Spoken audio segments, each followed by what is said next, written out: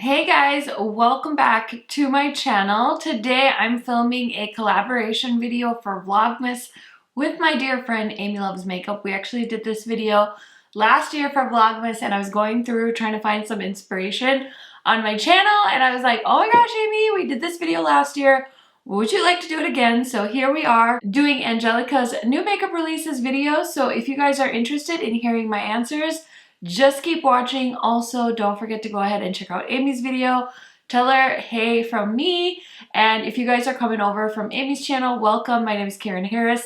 I like to film tan girl-friendly makeup videos here on my channel. If you are new here, highly recommend subscribing, turning on that bell so you're notified every time I post. And without further blabbering, let's get into it. Okay guys, I'm so excited to be filming this video for a second year in a row. And it's so exciting because who doesn't love talking about eyeshadow palettes? I mean, it's my favorite thing. So I wrote down all the questions that Angie created for this tag and I will list them down below in case you want to answer them down in the comment section. I would love that. Also gonna leave Angie's video and she did it in collaboration with my friend Samantha March. Love all of these ladies, so don't forget to check out Amy's video, Angie's video, and Samantha's video. Love them all so much. And yeah, I'm gonna stop blabbering now and start answering these questions. So the first question is, what mainstream release lived up to the hype this year? And I feel like such a cliche for saying this, but to me, it was definitely the holiday collection from Melt Cosmetics. Oh my goodness. I remember just the anticipation of waiting for this announcement. I feel like this was all me and my friends could talk about once the end of October was coming close, and we were all so excited for the Melt launch, and then they showed the collection and then they showed the PR box and we saw the price of the PR bundle and we all collectively had a heart attack. And honestly, I was so jealous of all the people that were able to buy the PR package because I thought it was so expensive and I thought, hey, should I do it? Should I do it? Like I kept putting it in my cart, staring at it, and I was like, no, you can't do it. So I didn't end up buying the PR package, but I did pick up the palette, the blush palette, the brush set, as well as one of the gel liners. And oh my goodness, this palette is so gorgeous. It has a beautiful row of greens and then some kind of neutrally fun, colorful shades. So I feel like this is a really good formula, honestly. That's why I love this palette so much. And the packaging is gorgeous. I will say, honestly, if I had to pick a favorite product from the ones I picked up from this collection, the blush palette is my favorite. I think you can create some beautiful custom blush shades with this palette. At first, I think this can be really intimidating, and these three shades seem very similar, but what I like to do is use these to kind of soften these more deep tones, and they make the most beautiful shades. There is a shimmer blush in here called Vita that I love to use as kind of a shimmery blush slash highlighter hybrid. So honestly, I'm the biggest fan of the blush palette, but the eyeshadow palette is super duper gorgeous, and the packaging and everything, I mean, they like really nailed it. And there's something so special about a holiday collection, and I don't know, I just feel like it really lived up to the hype for me. So very happy with that new Melt collection. Okay, question number 2 is, what indie makeup release lived up to the hype? And honestly, I do think Melt is an indie brand technically, but they are sold at Sephora, so I like to think of them as a more mainstream release. As far as indies go though, without a doubt, it was this legendary Diversa collection from Oden's Eye. I was so excited when I got the email from Oden's Eye saying that they wanted to send me this collection in PR. And I'm also an Oden's Eye affiliate now, so if you use my code KHMAKEUP, you will save money on the Oden's Eye website. I don't think that applies to these palettes, but oh my god, these palettes are so good.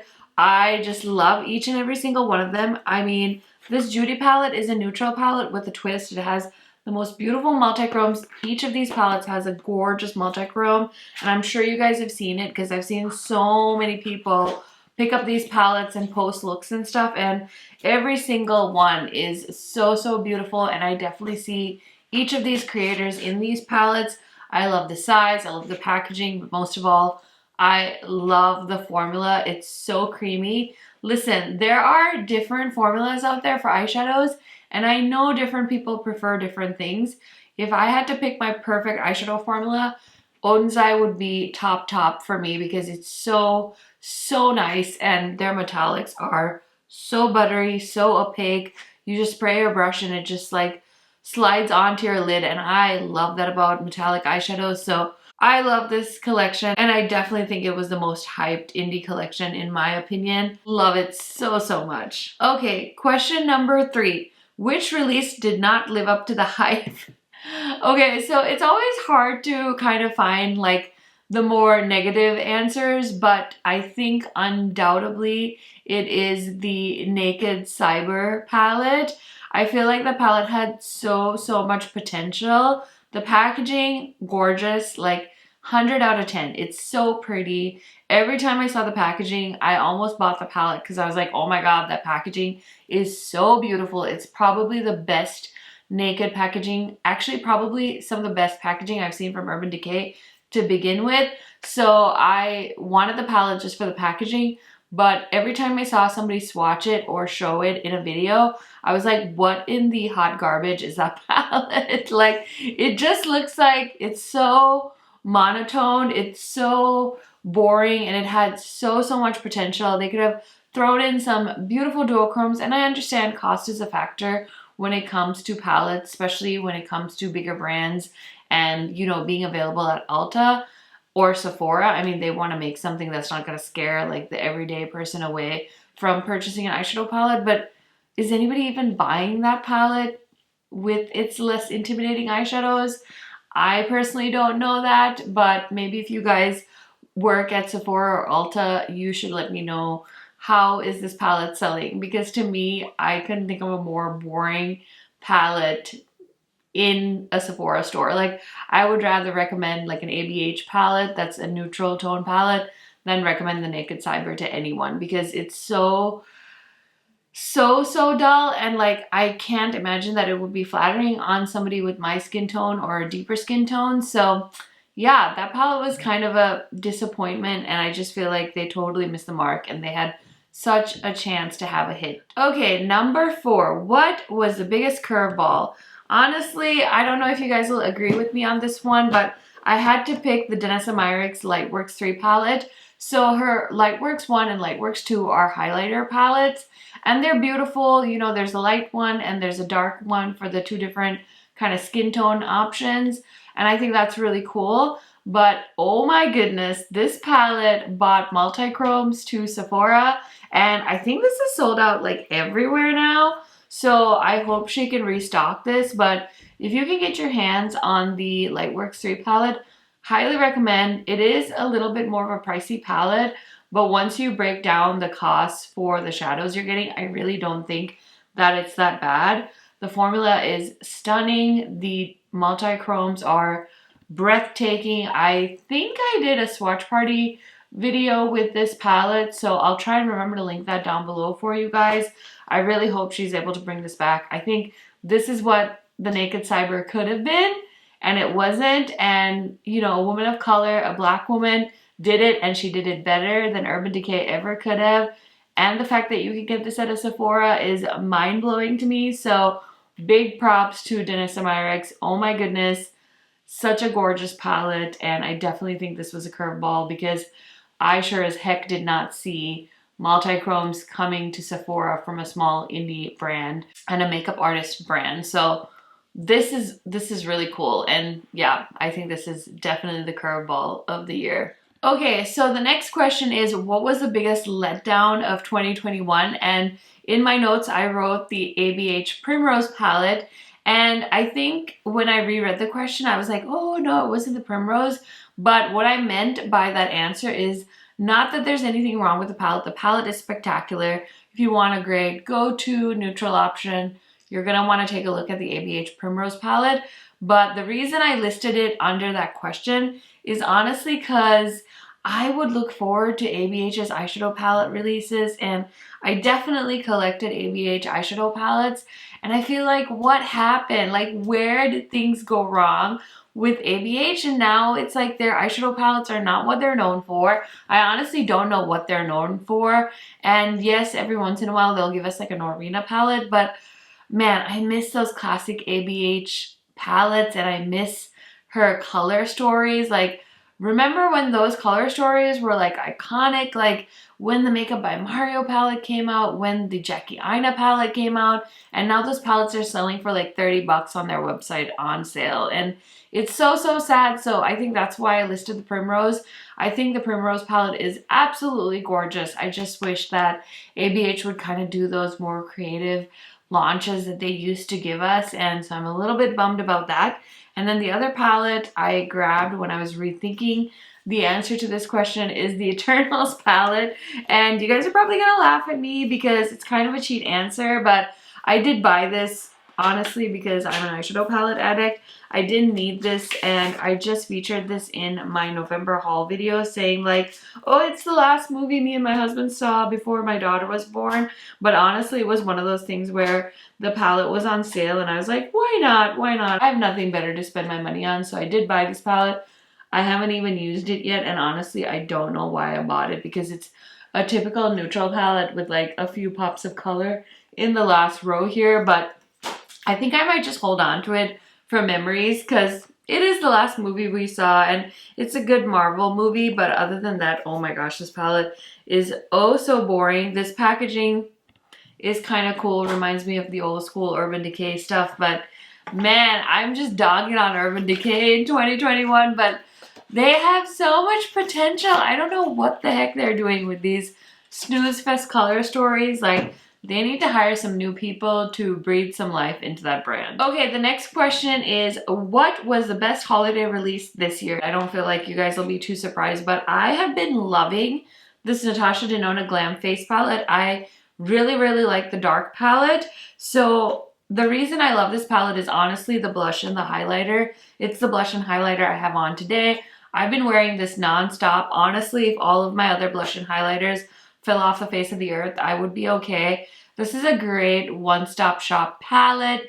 If you don't want to fuss with having like a bajillion eyeshadow palettes like I do, highly recommend taking a look at this one, especially because it has a really good price point. It's not as expensive as the other Natasha Denona palettes, and you're getting 2 face products and a bunch of eyeshadows. So gorgeous. I know everyone's like, oh my god, that's perfect for travel, but it is a good palette for travel if you're gonna go traveling. I did end up buying the light version as well. I did test this out, and the blush and highlighter do show up on me, so I'm definitely keeping both of these. I just think these are so gorgeous. So one of my favorite holiday launches for 2021. And then the other palette I have to mention, honestly, I was like, this palette is so lame.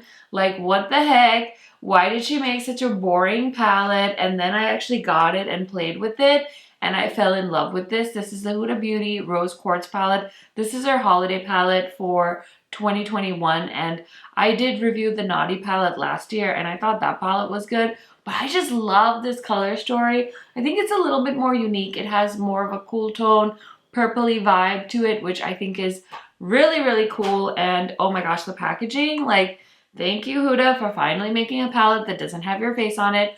Not that we don't love you, listen, we do, but I mean, this is like fabulous for the holiday season. So I love this, such a great palette, and I don't know, I just love the marble. I know it's so 2019, but I'm still into the marble. So I really think both of those palettes are chef's kiss for the holiday season. Okay, the next question is, what is the best collab for 2021?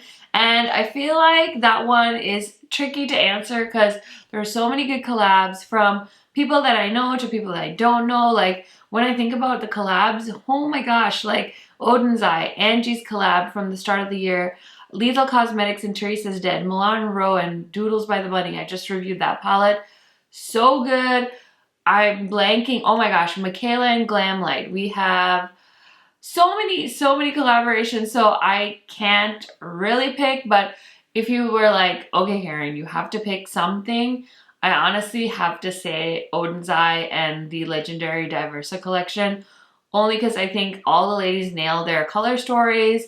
I love the Oden's Eye formula, so I'm a sucker, but I have to say that one. I feel like those color stories are the ones that really spoke to me the most, and I love that all of the collaborations I mentioned, I can see the collaborator in their palettes. As far as like the color stories that spoke to me, like if I went out and bought the palettes, I would buy the Legendary Diversa collection. I just love that color story, love that formula so much. So I'm picking that. I'm sorry. I love all my friends and I think they all did such fabulous collections this year. Samantha March and OFRA, that was a gorgeous palette too. But yeah, as far as the one that spoke to me the most, I think definitely the Oden's Eye collection. Okay, last but not least, this is one I'm very bad at, but Angie loves doing makeup predictions for 2022. So it says, what are your predictions for releases during the next year?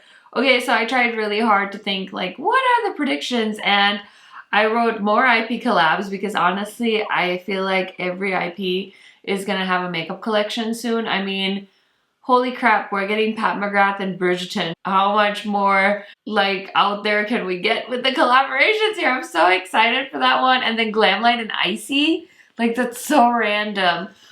So yeah, those IPs I don't think are gonna stop coming. I'm going to manifest that somebody does a Ninja Turtle collaboration because listen, the 90s kid in me needs a Ninja Turtle makeup collection to happen. So I'm going to put that out there. And then I definitely see more multi-chromes. I mean, multi-chromes are definitely going to hit mainstream, I think, in 2022. I think we saw it starting with Pat McGrath, Danessa Myricks. It's slowly creeping into the Sephoras and the Ultas of the world. So I'm very excited to see if there'll be more in 2022. So that is it, guys. That is my new makeup releases tag with my answers for the year 2021.